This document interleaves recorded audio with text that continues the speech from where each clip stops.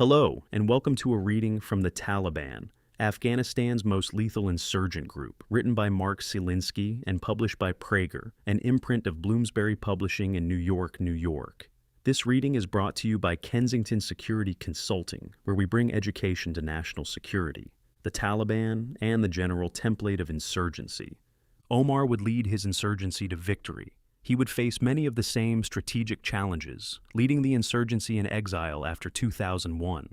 An insurgency is a type of small war that varies in intensity, duration, and levels of success and failure. Insurgencies seek to undermine a government's legitimacy and impose their political agenda on the country. There are many definitions of insurgency, but most good ones include at least 4 elements. It is an organized movement with leadership, command, and control. A food riot or mob attack does not qualify as an insurgency. It aims to destroy the current government and replace it with a new, usually fundamentally different government. Insurgents are not reformers who intend to modify existing political conditions, such as the civil rights marchers in the U.S. during the 1960s. It is a protracted struggle. There are a few week or month-long insurgencies. Tactics are directed at weakening the government's control and legitimacy. For this reason, propaganda is used extensively. Doctrine defines insurgency as an organized movement aimed at the overthrow of a constituted government through the use of subversion and armed conflict. This definition certainly applies to the insurgency in Afghanistan. A U.S. Army analysis of 20th century insurgencies identified prerequisites for success. First, the population needed to be vulnerable to either the insurgents' coercion or their soft power. If the insurgents effectively intimidated villages, as the Viet Cong did in Vietnam, the villagers' will could be worn down. Sometimes, insurgents could successfully tap into common dissatisfaction with the government and widespread resentment of living conditions. In Afghanistan, there was certainly a vulnerable population segment. Because Afghanistan was only nominally a unitary state in the early 1990s, the Taliban could bully many villagers, and they did so. But they also controlled criminal syndicates and brigands. Second, competent insurgent leadership was needed, and Omar was certainly capable. A third prerequisite was a lack of government control over substantial portions of the country. The greater the government's control, the lower the chance of insurgent triumph. Afghanistan was largely in disarray in the early 1990s. From 1992 to 1996, the frailties of the Rabbani government were exploited by the Taliban's propaganda element, the Taliban, and the general template of insurgency. The insurgency followed a well-established historical pattern. Insurgencies evolved from a small nucleus into a recognized and persistent threat to the government. Most insurgencies, including the current one in Afghanistan, follow a general chronological template. Mao, long considered the most successful practitioner of modern insurgency, developed his 3-phase model in the 1930s. U.S. intelligence produced a template very similar to Mao's that integrates elements of guerrilla and conventional warfare. There are 3 phases. In the first phase, leadership emerges. Secret cells are created, supplies are gathered, and propaganda is produced. But direct conflict is generally avoided. This is a building phase that often focuses on developing, not destroying, infrastructure. Mao also articulated a set of principles to avoid alienating potential comrades. Violence is generally shunned, and killings are highly selective and rare. Insurgents speak in a vocabulary and cadence that win the confidence of villagers. In their first surge to power in the mid-1990s, the Taliban won the confidence of local Afghans. They came to attention when they intervened to protect a young woman who had been sexually assaulted. They built legitimacy among clerics, who in turn legitimized the Taliban. Clerics praised the Taliban in their sermons. Clerical support is essential to justify violence.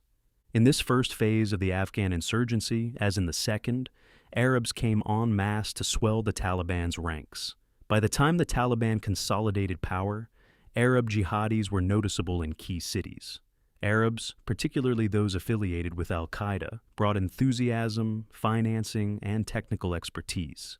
But there is no evidence that any major Taliban victory was determined exclusively by Arab fighters. The Taliban demonstrated military acumen and uncanny intelligence capabilities that persist to this day. They cultivated a vast network of informants and sympathizers and bought off enemies with money supplied by foreign powers. They also learned from mistakes and innovated. The Taliban, perhaps as well as any Afghan political cohort, understood the significance of the mullah in South Asian culture. Becoming a mullah offers Afghan social mobility. The individual is no longer constrained to his father's occupation. Mullahs can travel freely across Afghanistan and are treated respectfully and hospitably by village commoners and grandees. They can also establish their own madrasas. In Afghan culture, only a mullah can declare jihad with any credibility. Omar understood that building ties with mullahs would enable the Taliban to enter the second phase of their insurgency. In this phase, insurgents take military action to dislodge the government. This can include attacks, assassinations, sabotage, or subversive activities. This is the organizational phase, in which the group builds its infrastructure, recruits and trains cadre, and acquires supplies. The Taliban pursued this from 1994 to 1996, fighting rival groups of different ethnicities, sometimes in pitched battle. They also settled scores with rival ethnicities and clans. The third and final phase of insurgent warfare is conventional warfare. In the final phase of the war in Vietnam, armor, artillery, and massive infantry power conquered Saigon. If the transition is properly timed, the government has been sufficiently weakened to succumb to an onslaught of insurgent forces. Many insurgencies never reach this stage. The Taliban reached this point during their final drive to Kabul in 1996. Many killings across all three evolutionary stages were driven by military necessity. Some of the Taliban's brutality, however, stemmed from revenge or gratuitous sadism. For example, in 1998 in Mazar-e-Sharif, after wreaking bloody vengeance on civilians, the Taliban rounded up 11 Iranian diplomats and shot them dead. In Mazar, the Taliban's mass suffocations, executions, and torture stunned UN observers, who estimated that 4,000 to 5,000 people were slaughtered. The Taliban continued to harass men and displace women and children after 1996. As late as 1999, the Taliban swept across the Shamali plains north of Kabul, arresting, killing, and driving women and children onto buses bound for remote destinations. There, they would suffer, and some would die from privation.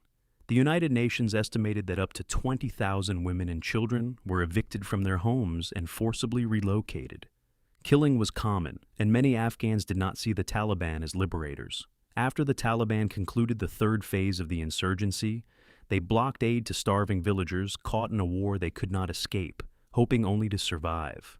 One example occurred in Hazarajat, in the mountainous regions of central Afghanistan, in 1998, when 1.5 million began to starve after the Taliban blocked supply routes. Afghans died of starvation, measles, and other diseases brought on by weakened immune systems.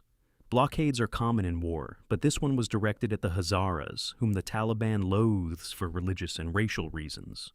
The Taliban's ascent to power followed a standard insurgency pattern.